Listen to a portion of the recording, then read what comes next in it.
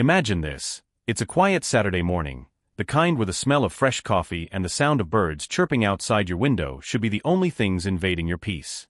But instead of enjoying my porch, basking in the sun with my cup of Colombian roast, I'm staring at a neon-colored envelope taped to my front door like it's a ransom note. In bold block letters, it reads, "Final notice, unapproved renovation. Further action imminent." Let me pause here and say, there's nothing quite like the HOA to ruin the American dream. Forget burglars, forget rising interest rates, forget raccoons in your garbage can. The real villain of suburbia? A bunch of clipboard-wielding retirees who suddenly think they're the sheriffs of a gated community. Now, the so-called unapproved renovation in question? A pergola. That's right. A little wooden lattice over my back deck so I could have some shade when I grill burgers in July. Just wood, nails, and the hope of not turning into human jerky in 100-degree heat. But apparently, in HOA land, a pergola is equivalent to a nuclear missile silo. And these people weren't just irritated, they were furious. The letter threatened escalating fines of $500 per week, suspension of community privileges. Yes, that's actually a line they use, like it's prison yard time, and, wait for it, possible demolition of the offending structure. Demolition. Over a pergola. I swear, if the Romans had HOAs, they would have fined Caesar for building the Colosseum without pre-approval. Of course, this all traced back to one person, Marjorie Caldwell.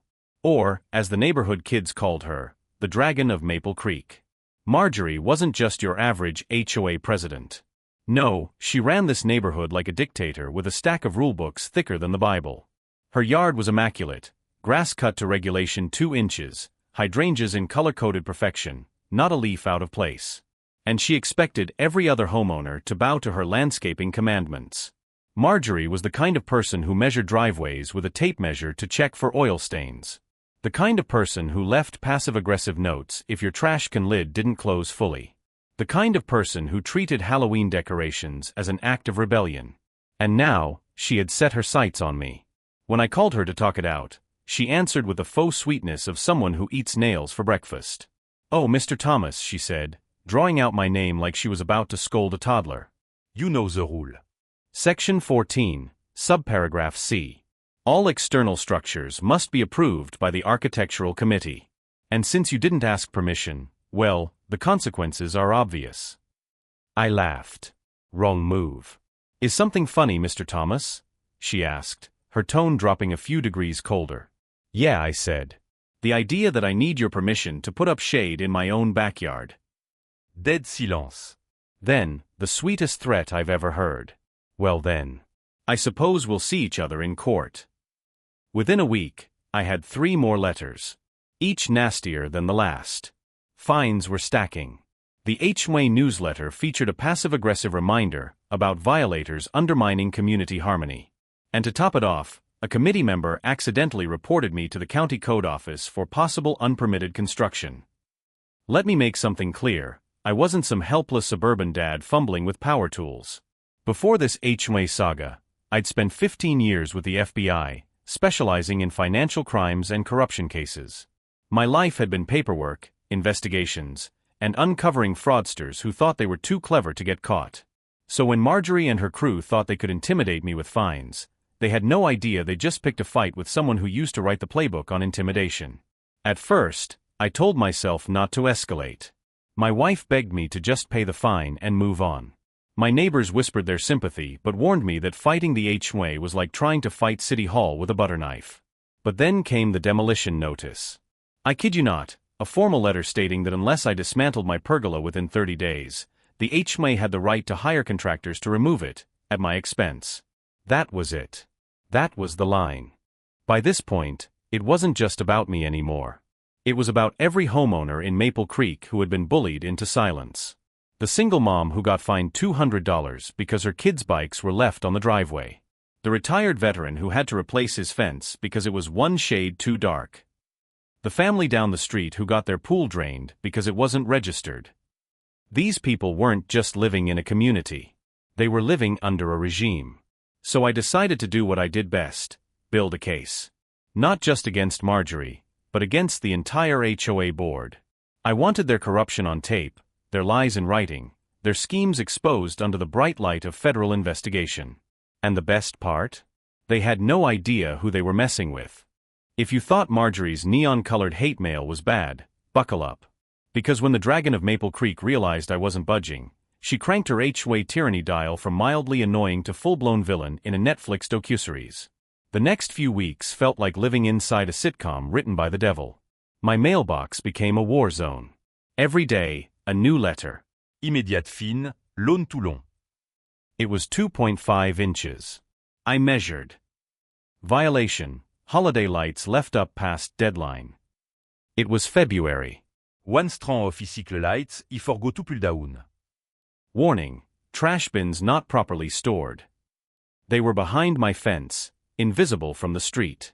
Unless you had binoculars and a vendetta.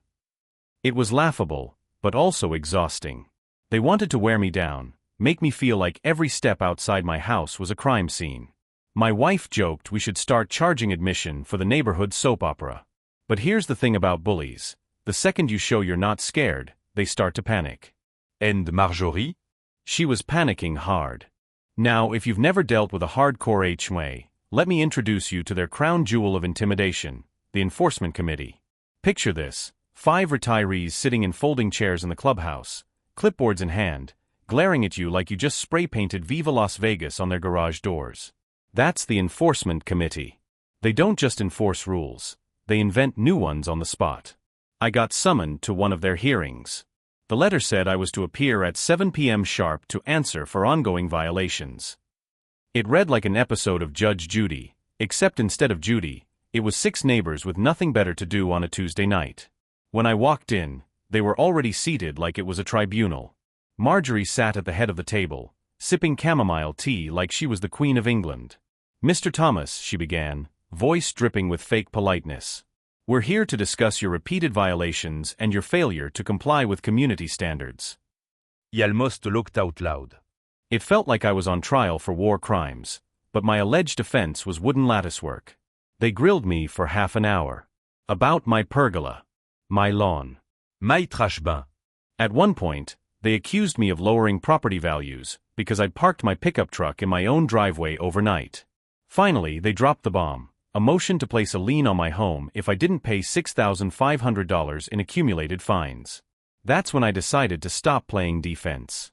I leaned back in my chair, smiled, and pulled a manila folder out of my briefcase. Inside, copies of all the shady financial records I'd uncovered, the fake landscaping contracts, the P.O. Box scam, the missing community funds that had mysteriously gone to a consulting fee. I didn't say a word at first. I just slid the folder across the table toward Marjorie. She froze. The color drained from her face. "What's this?" she asked, voice shaking. "Oh," I said casually, "just a little light reading. Budget reports. Payments to shell companies. Fraudulent filings with the IRS. You know, the stuff you forgot to mention in your last board meeting." The room went silent. One of the committee members, old Mr. Jenkins, actually leaned forward and whispered, "Wait, what's he talking about?" Marjorie's hands trembled as she pushed the folder back toward me. "This meeting is adjourned," she snapped, practically sprinting out of the room. "Ladies and gentlemen, I just watched a dragon lose her fire. But of course, a wounded dragon is dangerous." The very next morning, I woke up to find my car booted in my own driveway. That's right, they'd hired a towing company to slap a giant yellow boot on my wheel. Their reason? Excessive oil leakage. Let me be clear, my car doesn't leak oil. I take better care of my pickup than some people take care of their kids. This was pure harassment. I called the towing company. The guy on the phone chuckled nervously and admitted the HOA had ordered it. "Honestly, man," he said, "this is the pettiest job we've ever had." Petty? Absolutely. But here's the kicker, what they'd just done was illegal. HOAs can fine you, they can annoy you, they can threaten to take you to court. But booting your car on private property without a municipal order? That's a violation of property rights. And lucky for me, I didn't just know that, I could prove it. Up until now, most of my neighbors had been quietly sympathetic but too scared to speak up. But when they saw the boot on my car, something shifted. Suddenly, they were knocking on my door, telling me their own stories. One family fined $200 because their American flag was too large. Another forced to repaint their house because the shade of beige wasn't on the approved palette. A widow who'd been threatened with foreclosure over $400 in late dues. I realized the HOA hadn't just picked a fight with me. They'd picked a fight with the whole neighborhood. So I held a meeting in my backyard, under my illegal pergola, of course. 30 homeowners showed up. We grilled burgers, we drank beer, and we shared stories. And by the end of the night, we had a plan, a petition to remove Marjorie and the board. But I wasn't done there. Oh no. While they were playing checkers, I was playing 4D chess. I spent the next week compiling every scrap of evidence. I built a dossier thicker than a Harry Potter novel. And then I made 3 copies. One for the county attorney, one for the IRS fraud division, and one for a friend of mine still in the FBI. See, the thing about HOA boards is they love to act like mini-governments. But at the end of the day, they're just corporations. And corporations can get sued, investigated, even dissolved. And when you've got fraud, tax evasion, and property rights violations on the table, that's not just civil law. That's criminal. At this point, you might be wondering, why not just move? Why not cut my losses and leave the HOA behind? Because this wasn't just about me anymore. This was about justice. About proving that no one, not even a self-important HOA president with a God complex, is above the law. And deep down, I'll admit it, I wanted to see the look on Marjorie's face when the hammer finally dropped. If fact 2 was the spark, then fact 3 is where the whole neighborhood started smelling smoke. You'd think after being publicly embarrassed with receipts of fraud, Marjorie and her merry band of clipboard warriors would back down, maybe even resign quietly. But no. When cornered, the HOA didn't retreat, they doubled down again. Only this time, their empire had hairline cracks that were about to split wide open. 2 days after the boot on my truck stunt, Marjorie called what she dramatically labeled an emergency HOA board meeting. Translation: I need my posse of yes-men to circle the wagons before Thomas burns our little dictatorship to the ground. They stuffed themselves into the clubhouse at 7 p.m., smug as ever. I wasn't invited, of course, but word travels fast when 30 homeowners suddenly hate your guts. By 7:30, I had live updates from 3 different neighbors texting me play-by-play commentary. Here's the highlight reel. Marjorie tried to convince the board to authorize a special assessment, basically, an extra fee slapped on every homeowner, to cover legal costs from their battle with me. One board member, a retired accountant named Doris, asked the obvious, legal costs for what? We haven't even filed a lawsuit. Marjorie snapped back, we need to prepare for one. That man is dangerous. Another board member muttered, yeah, dangerous because he caught you with your hand in the cookie jar. Ouch. The cracks were showing. By the end of the night, they couldn't even agree on how to spin their story. Some wanted to paint me as a rogue troublemaker. Others were worried that if the fraud allegations stuck, they could get dragged down with Marjorie.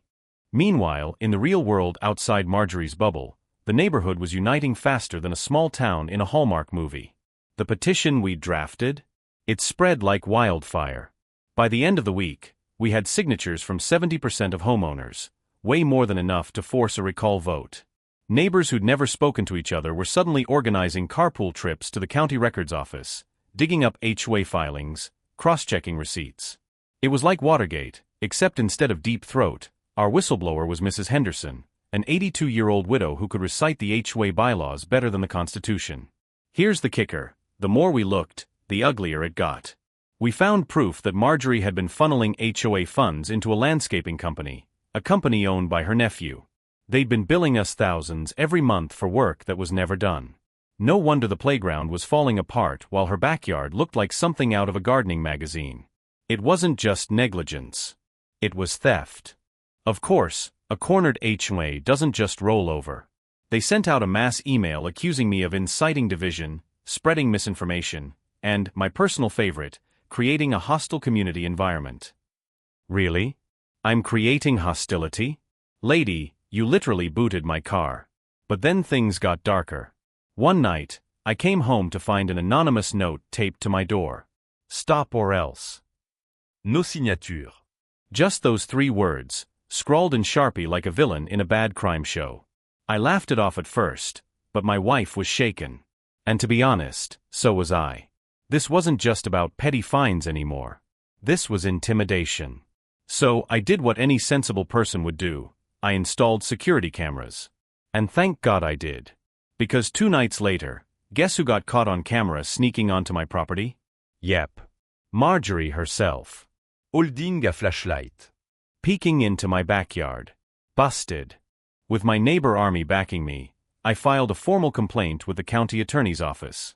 Along with it, I submitted my evidence, the financial records, the fake contracts, and now, footage of the HOA President trespassing on private property. Things moved fast after that. Within 2 weeks, the county announced they were launching a formal investigation into Maple Creek HOA's finances. Then the IRS sent a letter demanding clarification on suspicious expenditures. And because I'd looped in my FBI buddy? Well, let's just say federal eyes were now quietly watching too. The board panicked. One member resigned on the spot, citing health concerns. Another suddenly moved out of state. Translation: they didn't want their fingerprints anywhere near the dumpster fire Marjorie had lit. By the 3rd week, Marjorie was the only one left standing, and she was wobbling. The recall vote came fast. The clubhouse was packed wall-to-wall with homeowners, some of whom hadn't attended a meeting in years. The herbeuse douce tension. Marjorie tried to open the meeting with her usual authoritarian flair, but people weren't having it. Every time she said misinformation, someone shouted back receipts. Every time she tried to deflect, someone else waved a copy of the petition. When the vote was called, the result wasn't even close. 90% voted to remove her. 90%. Watching her face in that moment? Priceless. Like Darth Vader realizing the Death Star had an exhaust port problem. But the story didn't end with her ouster. Oh no. Remember those investigations? They didn't just vanish because Marjorie was gone. The county attorney filed charges for embezzlement. The IRS slapped her with penalties for tax fraud. And my favorite part? She tried to plead ignorance. I didn't know what my nephew was doing.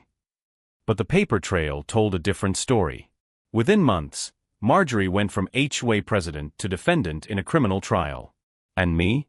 I went from neighborhood nuisance to neighborhood hero. Fact 3 isn't just about the legal fallout. It's about the bigger truth. HOAs thrive on fear and silence. The moment people stand together, the whole house of cards collapses. For years, neighbors had whispered about unfair fines, shady spending, and bullying tactics. But no one wanted to be the one to speak up. Until I did. And once I did, everyone else realized they weren't alone. The HOA thought they could break me with fines and boots and anonymous threats. Instead, they broke themselves. If Fact 3 was the HOA's collapse, then Fact 4 is where the rubble got inspected, tagged, and hauled off by people with badges, gavels, and enough legal firepower to make even the cockiest HOA president sweat bullets. Marjorie wasn't going to fade into the background gracefully. Oh no. When the county attorney filed embezzlement charges, she doubled down on her favorite defense, denial. She strutted into the courthouse like she still had a clipboard under her arm, convinced she could out-talk a jury the same way she used to bully neighbors about lawn heights. The trial became the talk of Maple Creek. Forget reality TV, this was real drama. Neighbors skipped work just to sit in the gallery. Local reporters camped outside the courthouse, cameras ready, eager to get their HOA queen dethroned headline shot. Opening statements were brutal. The prosecution painted her as a petty tyrant turned criminal, a woman who treated the HOA bank account like her personal piggy bank. The defense tried spinning her as misunderstood, just a dedicated volunteer unfairly accused by a vengeful neighbor. Guess who that neighbor was? Yours truly. My name came up in the opening argument more than Marjorie's did. But here's the thing, facts don't lie. The prosecution rolled out the evidence like a Netflix true crime special. Fake landscaping contracts, signed by her nephew, invoices padded with thousands of dollars, yet the only landscaping done was around her yard. Unauthorized fees, fines levied without board approval, often against her least favorite neighbors, which, surprise surprise, included me. Security footage, the piece de resistance. Marjorie caught trespassing on my property, flashlight in hand, like a raccoon in pearls. The jury's faces said it all. You could see the disbelief turn into disgust. By day 3, even the defense attorney looked like he was mentally updating his resume. Here's where it went from local circus to national theater. Remember how my family just so happens to include a couple of federal agents? Yeah. That part of the story wasn't just dinner table bragging. Turns out, one of my cousins works for the Department of Justice. And when he heard the HOA had been doctoring financial records and hiding tax liabilities, let's just say the IRS wasn't the only federal agency suddenly interested. Halfway through the trial, the U.S. Attorney's Office filed additional charges. Wire fraud, tax evasion, racketeering. This wasn't just HOA drama anymore. This was federal crime territory. The courtroom buzzed like a beehive. The local paper's headline practically wrote itself. From lawns to lawbreakers, HOA President faces federal charges. Marjorie, who once smirked through every HOA meeting, started to crack. First it was the trembling hands when they presented the bank statements. Then came the whispered outbursts to her attorney, "They can't prove that." Except, well, they could. And then the big one. She took the stand in her own defense. Rookie mistake. She tried painting herself as a victim, sobbing about how thankless HOA work was, how she was just trying to keep the neighborhood beautiful. The prosecutor calmly pulled out enlarged photos of her nephew's backyard, complete with a brand new pool, patio, and manicured lawn. All funded by HOA landscaping fees. Game over. By the second week, the trial wasn't just local news anymore. National outlets picked it up. Morning talk shows ran segments with titles like HOA Horror Stories, When Neighborhood Watchdogs Go Rogue. Social media lit up with memes of HOA Karens behind bars. My phone exploded with interview requests. Neighbors started calling me the guy who took down the HOA. Someone even suggested I write a book. Don't worry, you're basically reading the movie version right now. It felt surreal, watching our once feared HOA president become a national punchline. After 3 weeks, the jury deliberated for less than a day. Guilty on all counts. Embezzlement, fraud, tax evasion, racketeering, the works. When the judge read the verdict, Marjorie didn't even look shocked. Just deflated. Like a balloon with a slow leak. Sentencing came a month later. 5 years in prison, restitution to the HOA, and a lifetime ban from serving on any board managing community funds. Translation: Marjorie's clipboard days were over. The moment the gavel came down, everything changed. The HOA, now under new leadership, actually started functioning like it should. Budgets were transparent. Meetings were civil. Fines were reasonable. It was like night and day.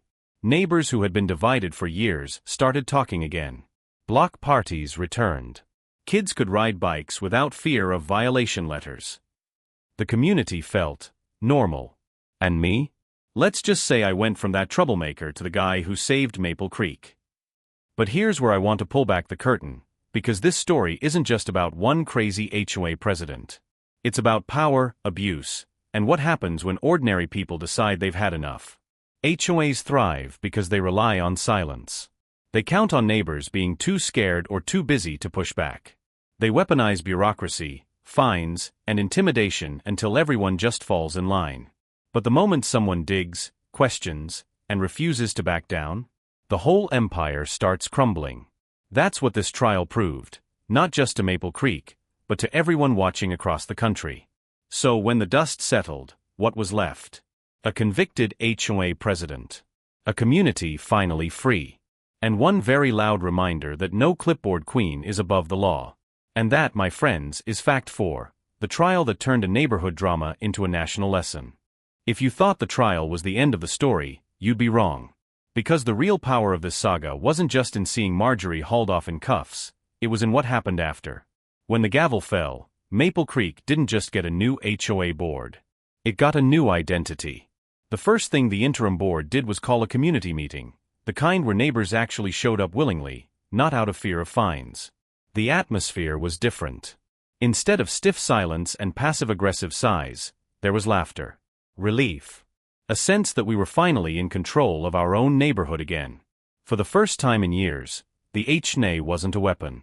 It was a tool. The board became transparent. Budgets were posted online. Meetings were streamed for residents who couldn't attend. Fin.